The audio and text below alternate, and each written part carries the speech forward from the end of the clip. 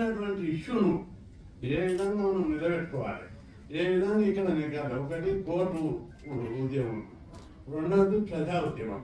రెండు భాగాలు విభజించి ఒకవైపు కోర్టులో కొట్లాడడము, రెండవది ప్రజా ఉద్యమం.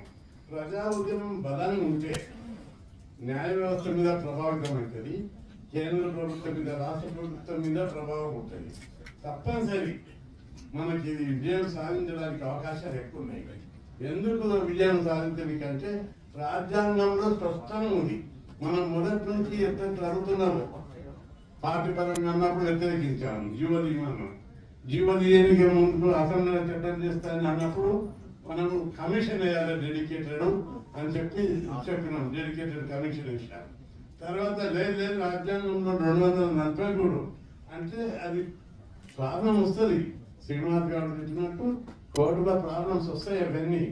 కానీ అవన్నీ ఎన్ని రోజులు కోర్టు ఏది 9th షెడ్యూల్ కూడా కోర్టులు ఛాలెంజ్ చేస్తున్నాయి. కాబట్టి ఎప్పుడు ప్రాబ్లమ్స్ కోర్టు నుంచి వస్తుంది. కాబట్టి కోర్టు తోటి ప్రజా ఉద్యమాల ద్వారా తాడోపేడ చేసుకోవాలి. ఎన్ని రోజులు కోర్టులు మన జీవితాలతో జరగాలి మారుతాయి.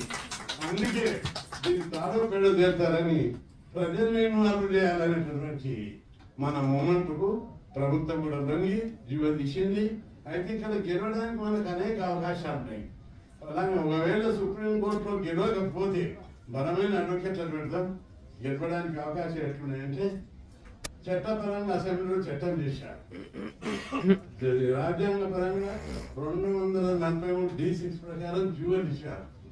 అది రాజ్యాంగంలో స్పష్టంగా ఉంది.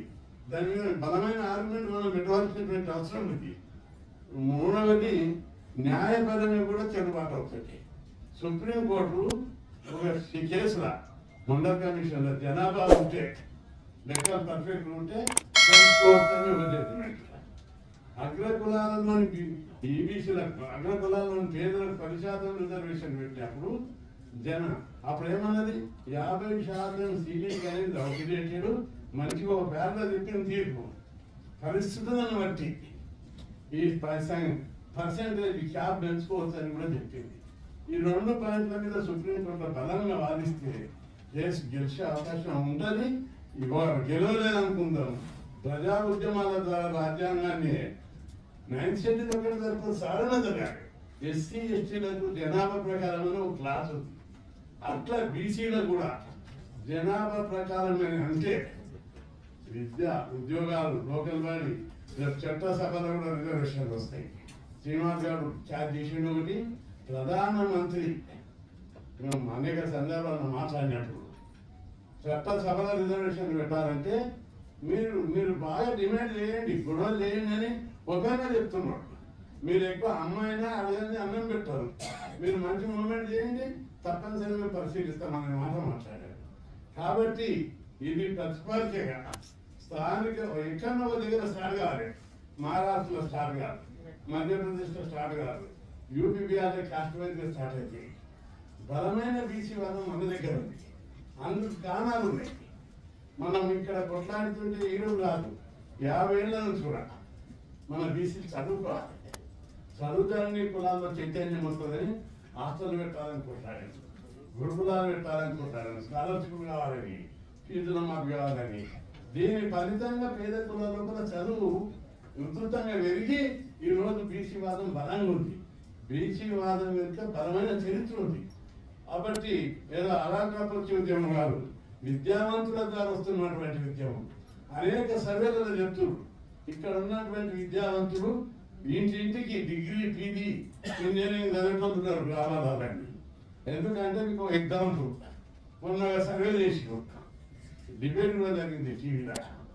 ఏమనంటే ఇక్కడ ఒక పోషించాలో తెగించి చాలా మంది పెద్దలు మంచి విషయాలు చెప్పారు. మనకు సరే క్లోజ్ 9th షెడ్యూల్ రాజ్యాంగ సవరణ అన్నీ ఉన్నాయి. ఇవన్నీ ఎప్పుడు వస్తాయి? బలమైన బీసీ ఉద్యమం ఉన్నప్పుడే వస్తాయి. దీనికి ఎవరు అడ్డు తగలలేరు. మనం పంజాబ్లో రైతు ఉద్యమం చూసాం, జార్జ్ ఒరిస్సా హర్యానాలో జాట్ ఉద్యమం చూసాం.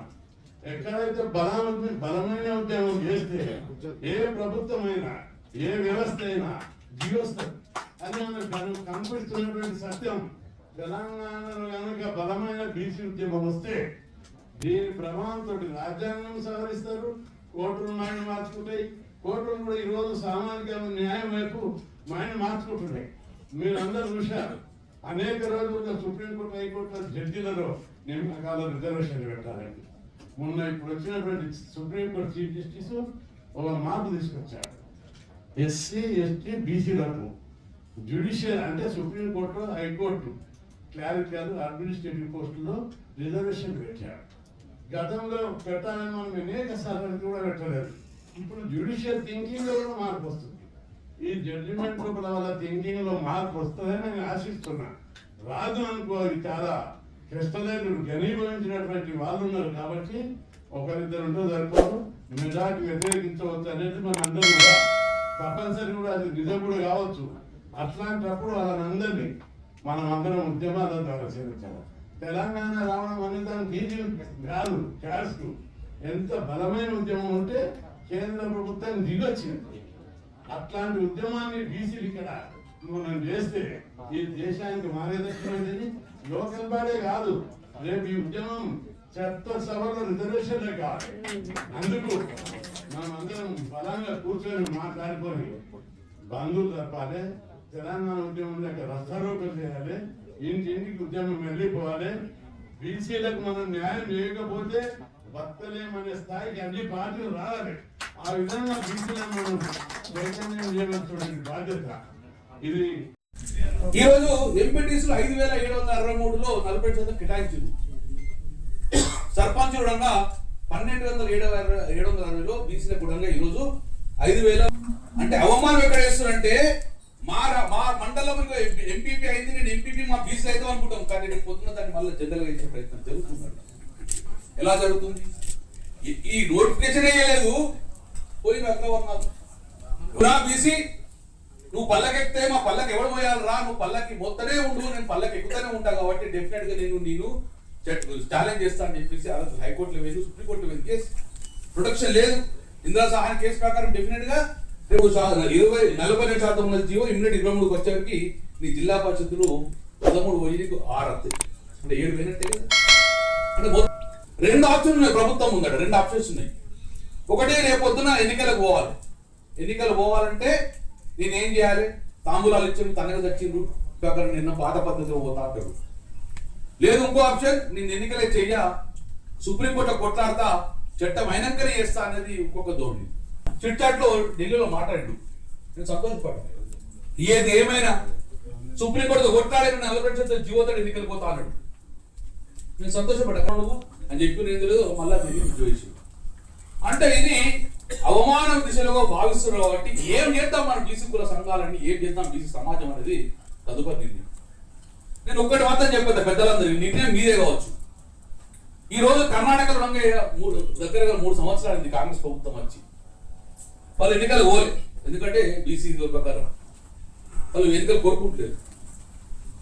1994లో ఇదే జయలలిత గారు సుమారు 2-3 సార్లు ఇదే జీవో ఇచ్చేందుకు నేను ఢిల్లీ వదిలేదు, నువ్వు పార్లమెంట్ లో బిల్లు పెట్టి నాకు దీనికి చట్ట ప్రొటెక్షన్ తీసుకోలేదాకా నేను ఢిల్లీ వదలా అని చెప్పేసి ఆ యొక్క అఖిలపక్షాన్ని తీసుకెళ్లి ఢిల్లీలో కూర్చుంటే ఆ రోజు పివి నరసింహరావు గారు న్యాయబద్ధం అని చెప్పేసి ప్రప్రథంగా పార్లమెంట్ లో బిల్లు పెట్టి 9 సీట్లు చేర్చడం వల్ల భారతదేశంలో ఒకే ఒక రాష్ట్రంలో 69% రిజర్వేషన్, అది జయలలిత పుణ్యమా అని చెప్పి ఆ రోజు జయలలిత అగ్ర వర్ణాలకు చెందిన వ్యక్తి కూడా ఆ రోజు సాధించుకోలేదు. మనం ఎందుకు ముందుకుపోతుంది? ఇది మాకు అఖిలపక్షం లేదా? మనందరం తీసుకోపోలేదా ముఖ్యమంత్రి గారు? మనందరం తీసుకొని సాధించలేదా? అంటే సంకల్పం లేదు. సో దయచేసి నేను ఎక్కువ సమయం తీసుకుంటే ఒకటి మాత్రం చెప్పగలుగుతా, రేపు 8వ తారీఖు నాడు జరగబోయే పరిణామాలు ఏంది, 8వ తారీఖు తర్వాత ఏం జరుగుతుంది, దాని తదనంతరం రేపు 6వ తారీఖు నాడు ఏం జరుగుతుంది? మంత్రి గారు, please like, share and subscribe.